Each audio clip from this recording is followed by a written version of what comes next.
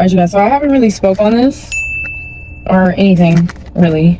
If you guys have been watching my channel, you would know that I randomly stopped doing the dog grooming stuff, so I'm going to speak on that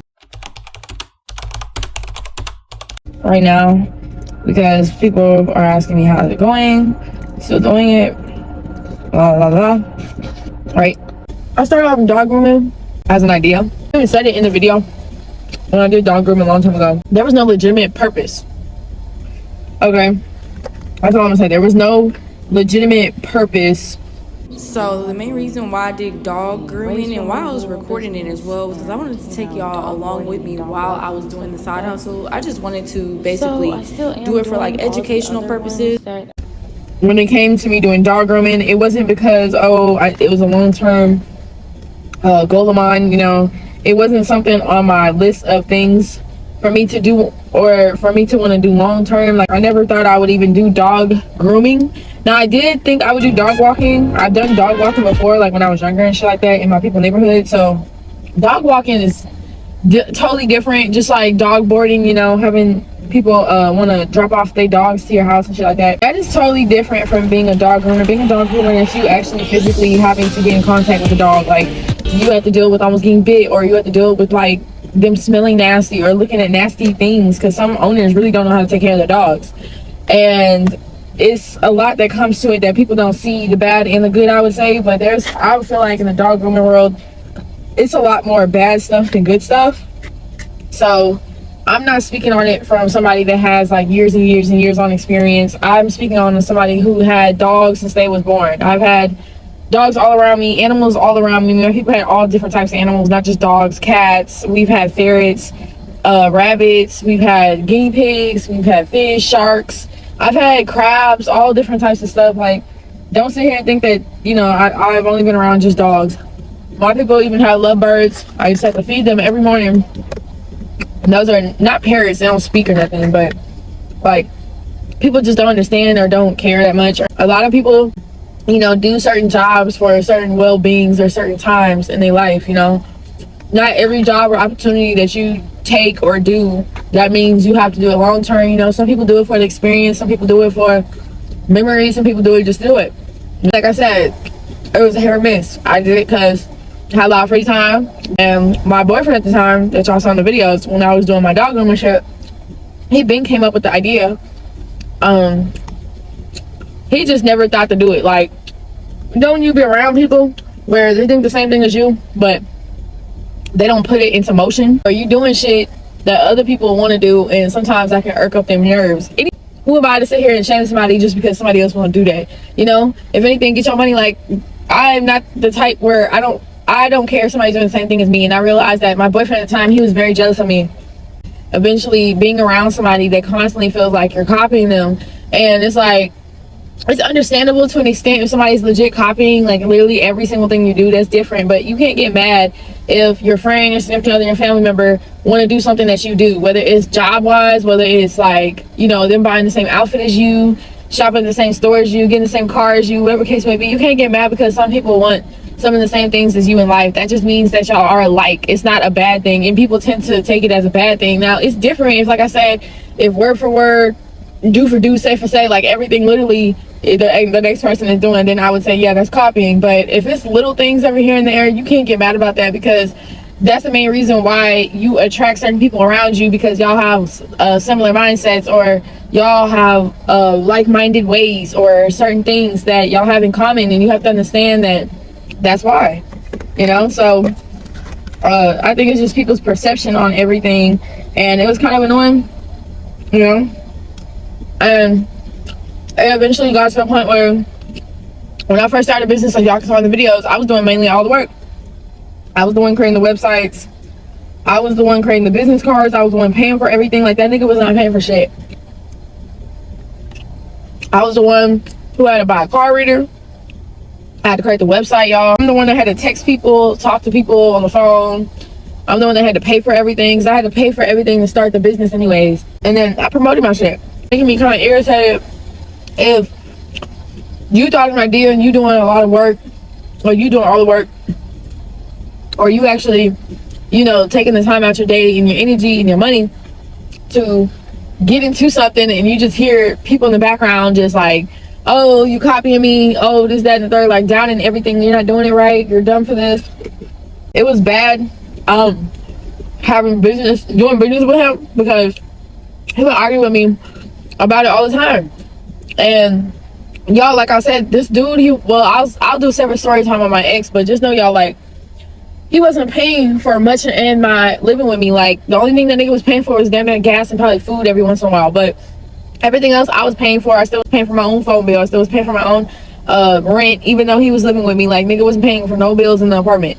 So, when you're paying for everything and somebody's living with you and you're paying for mostly everything, you can get mad if you're starting a business with somebody and, you know, they don't give you an amount of money. So every since time we was making money and profit off of this type of stuff, I wasn't giving him, you know, money or anything like that. And I would tell him why. I'm like, bro, you're living with me. I'm paying all the bills. I'm paying for the food most of the time. I'm paying for the gas to go to these people's houses and then get money from them. Because for me to even go to do dog grooming, you know, most of the time we would have to go to people's houses. Like, yeah, there was times where people wanted to drop off their dogs to us, but there was times where we went to people's houses, and even if some people wanted us to pick up their dogs, $10 worth of gas and shit like that, we were not making that much if we would have to split it and shit, you know. So if y'all was in my position to where, you know, you're starting a business with somebody and you're the one that, you know, thought of all the ideas, you're the one that made the website, that got the business cards, paid for it and made the business cards, you know, you're the one promoting everything, you're the one talking to everybody, you're the one texting, emailing,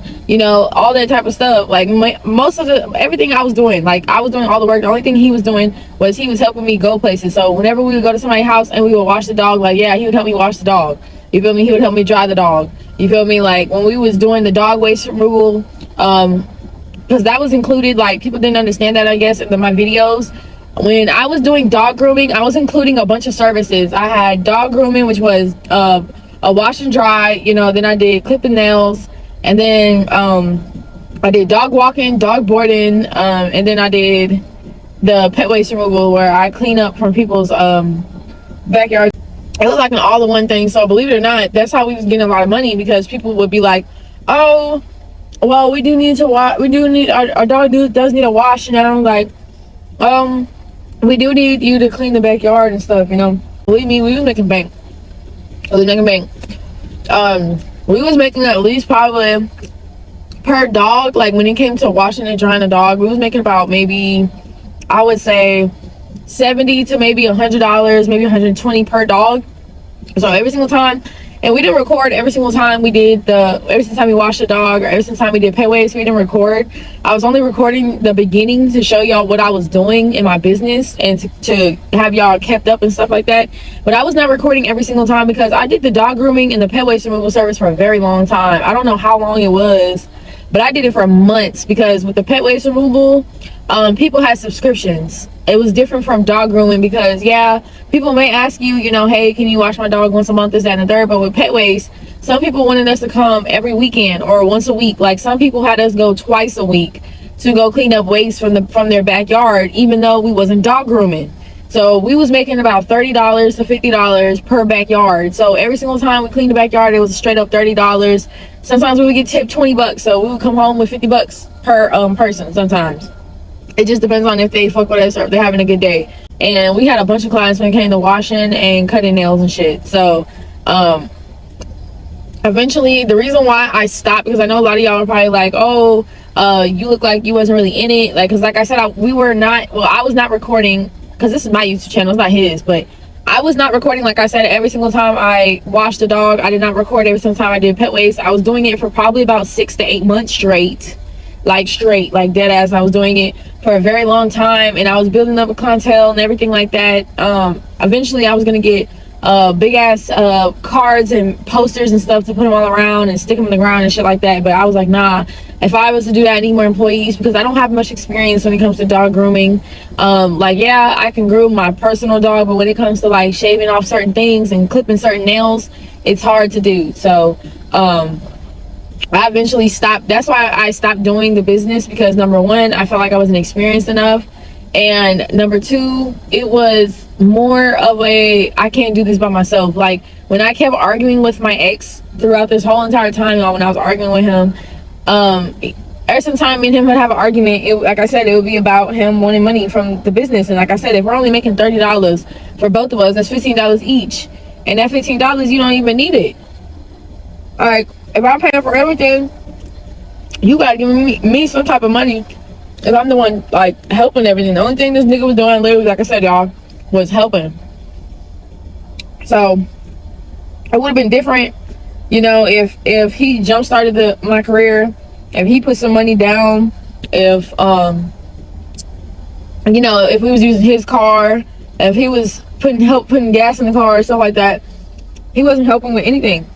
I'm by myself, because me and him would argue so much about this job shit. Like I said, it would be about him wanting his money. He'd be like, give me my money, I need my $10-15, this, that, and the third. Now when it came to, like, you know, when we did like $100 a dog for dog grooming and stuff like that, I would give him half, because most of the time we would get paid in cash. So I would give him half of that, because that's a lot of money. For us to get $100 per dog, of course I'm gonna give him 50. But when it came to the poop scoop and stuff, like I said, y'all, why the fuck would I give him $15 if I'm paying for the trash bags? I'm the one paying for the rake. I'm the one paying for the gas. I'm the one paying for this, that, and the third. I even had to pay for his outfit. I'm getting reimbursed from, you know, providing for him. Eventually, I was just like, I couldn't do it.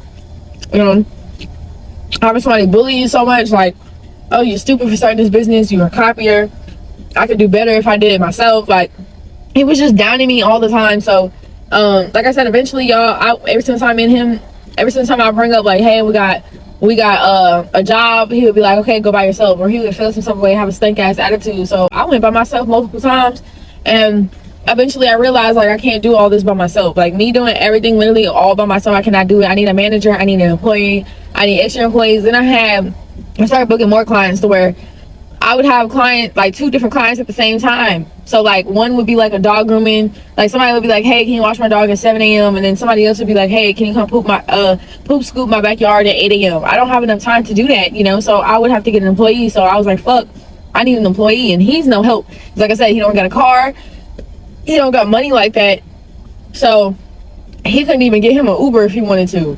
So it's just like, you know, I was like, damn, I'm gonna have to actually hire an employee. I'm gonna have to actually tell them where to go, this, that, and the third. So I just stopped doing it. Gradually, I just started slowly getting out of the dog grooming role because of that. And like I said, it was mainly because of how much he was talking shit and how I needed extra support and he was no help. And I didn't feel like paying for support. I didn't feel like paying for employees. So I was like, fuck it. I feel like my dog grooming business, yes, it would have been successful if I did add employees to it. If I you know, if I made them come, if I actually hired employees and stuff, then yes, I actually think that my dog grooming business will make it somewhere, just due to the fact of how booming it was when I first started. Like, when I first started, y'all, when I first put up my website, when I first started posting it everywhere, I got clients the next day. So I was up and going. Like, people was fucking with me. People liked everything I did. They was like, oh, we'll call you if this, that, and the third. And that was what was going on. People was calling me. People was letting me know if they wanted us to come do this, do that, stuff like that. So honestly, I feel like you know, it's very cool experience. It taught me a lot, don't get me wrong. I do feel like certain things, like I said, in the dog grooming world do need to be like recognized and stuff. Like, I feel like certain things you shouldn't get paid that amount, you know. I feel like certain people they need to fix their attitude. They need to have different mindsets when it comes to the dog grooming world. And I'm gonna list some of the pros and the cons that I learned as well. And I'm gonna list some of the things that you need to probably like be on the lookout for. Start your own business. You gotta have like a concept on why you want this business, and why do you need clients. You know, what are you doing this for? Who are you doing this for? You know, come up with that and then gradually go from there. And because some people are gonna ask you some of the same things, and I'm sorry to say it, but if you make your story a little interesting, your backstory on why you started dog grooming or why you need the money, people will venture to you more.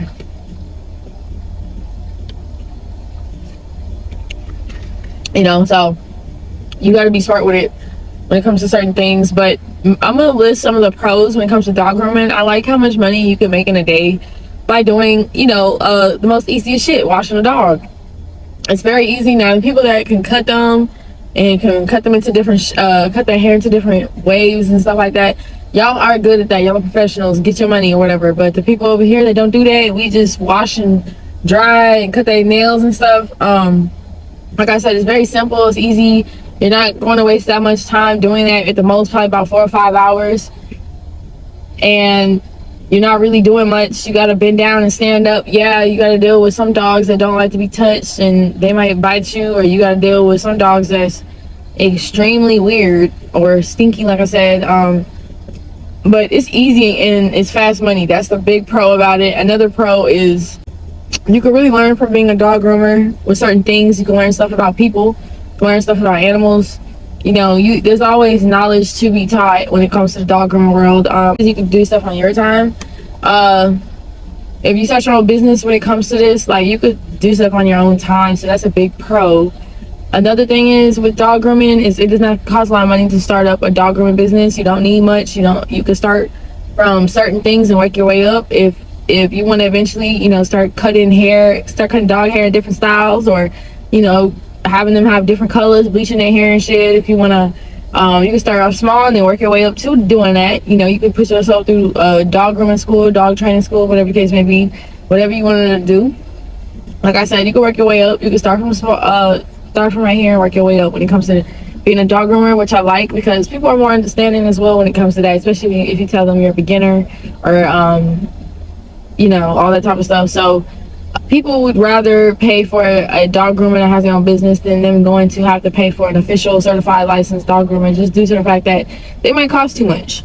So that's a pro on your part. You know, that's another pro too. Like I said, it depends on your prices, and it doesn't matter about your price because you're still going to probably get picked anyways. Like for me, when I was cutting dogs' toenails, that was straight up $20. There's some people that'll charge $10 for cutting dogs' toenails. I didn't do that. Same with washing and drying dogs. You know, some people probably did $150, $200 per dog. I literally only did $70 to $100, and that's it. That depends on weight size. You know, if they were small, I usually did about $60, $70. But if it was big, I did $80 or $100 for the wash and dry. And, you know, like I said, if you make a good amount, like I said, if you got like 2 or 3 dogs in one day, you'll go home with a good $200-$300. And it depends on your pace as well. If you're a very slow worker, if you're a fast worker. If you're a fast worker, you're gonna go in and out with them damn dogs and with the money. If you're a slow worker, you're gonna, you know, that depends on you. So when it comes to this dog grooming stuff, some of the cons, I might have missed some pros. So if I did, I'm gonna add them to the end of this video. I might just do like a little voiceover, or I may do like something, I don't know, but I might do a little PowerPoint at the end of this and list some more pros and cons or something, or I might make a separate video and just go really, really in depth about it. But this is from my personal experience, and this is from the top of my head, okay, y'all? So, but I would say some of the cons when it comes to being a dog groomer is you have to deal with shitty people. A lot of people that do give you your dog are shitty people. So they're gonna be rude, some of them are bougie, some people are uptight.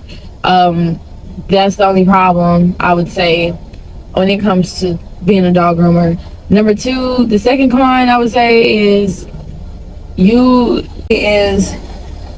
expect too much. Some owners, they want to watch you the whole time you're doing it, and it can make you uncomfortable or annoyed, or, you know, make you more nervous than what you are already. So that's what I don't like about, that's like one of the cons, I would say. If I start back up a dog grooming business, yes, I would, but at the right time, with the right amount of money, with the right energy, yes.